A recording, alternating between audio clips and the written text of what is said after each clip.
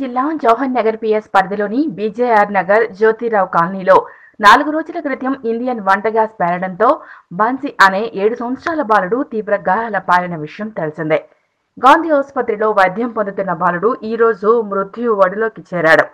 తమ కొడుకు మరణంతో తల్లిదండ్రులు, కుటుంబ సభ్యులు తీవ్ర దుఃఖంలో విలపిస్తున్నారు. బాధిత కుటుంబానికి ఇండియన్ గ్యాస్ యాజమాన్యం, ప్రభుత్వం న్యాయం చేసి ఆదుకోవాలని స్థానికులు డిమాండ్ చేస్తున్నారు.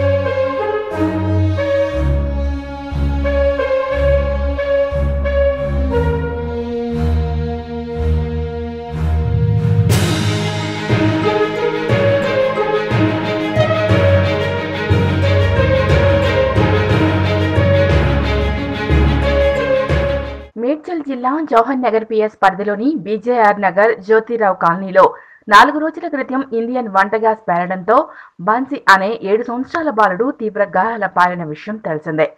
గాంధీ ఆసుపత్రిలో వైద్యం పొందుతున్న బాలుడు ఈ రోజు మృత్యు ఒడిలోకి చేరాడు.